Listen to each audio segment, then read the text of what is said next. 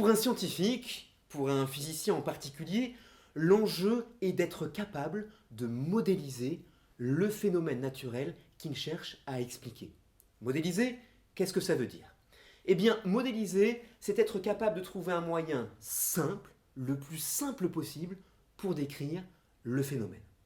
Démonstration ici avec une action mécanique, puisque c'est notre sujet.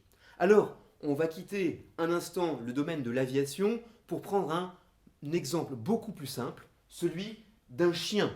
Un chien qui est en train de sauter, mais il ne va pas sauter longtemps, puisque nous allons lui mettre une laisse. Le chien, bien sûr, se débat, il tire sur sa laisse, autrement dit, la laisse va être tendue. C'est pourquoi je prends cette règle pour la représenter. La laisse part du cou du chien.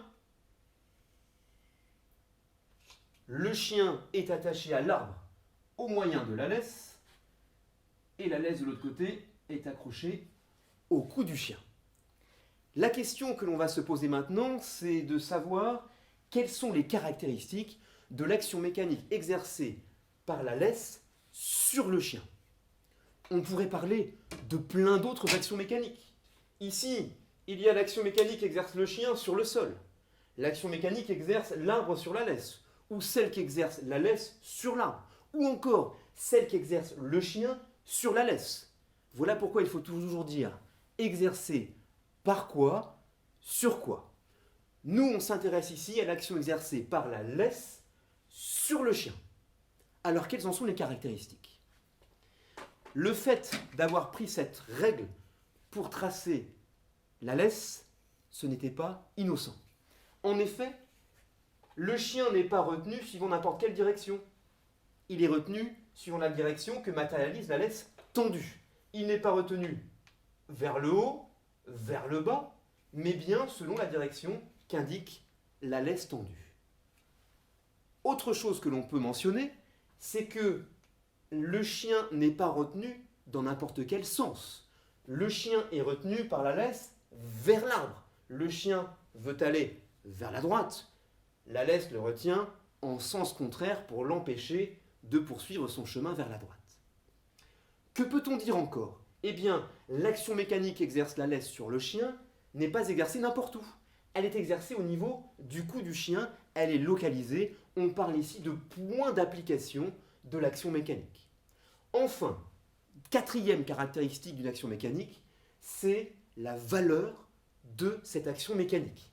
En effet, un chien plus petit, il aurait moins de force, il tirerait moins fort sur la laisse. Si c'est un gros chien, il va tirer plus fort. Pour mesurer la valeur de la force qu'exerce le chien sur la laisse, ou plutôt, dans notre situation, qui exerce la laisse sur le chien, on a besoin d'un instrument de mesure qui s'appelle un dynamomètre. Un dynamomètre, ce n'est pas très compliqué. La pièce maîtresse, c'est ceci. C'est un ressort. Et il se trouve que plus on veut allonger un ressort, plus il faut tirer fort sur lui. Autrement dit, cet appareil qui s'appelle un dynamomètre et qui mesure la valeur d'une force, donc d'une action mécanique, eh bien, repose sur le principe que plus on exerce une force importante, plus le ressort va s'allonger. Donc l'allongement du ressort est tout simplement étalonné selon la force exercée. Comme pour n'importe quelle grandeur physique, il faut une unité.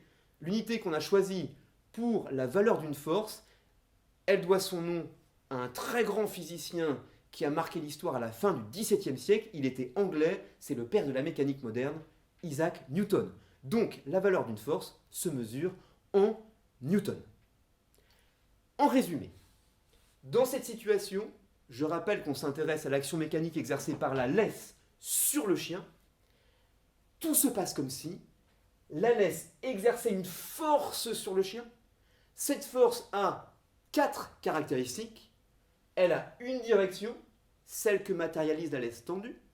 Elle a un sens, du chien vers l'arbre. Elle a un point d'application. Elle est exercée au niveau du cou du chien. Et elle a une valeur. Bah oui, selon que le chien tire plus ou moins fort, la laisse va exercer une action plus ou moins forte sur le cou du chien. On a trouvé ainsi un moyen de modéliser une action mécanique, c'est le concept de force. Je répète, tout se passe comme si la laisse exercer une force sur le chien, cette force ayant une direction, un sens, un point d'application et une valeur que l'on mesure en newton avec un dynamomètre.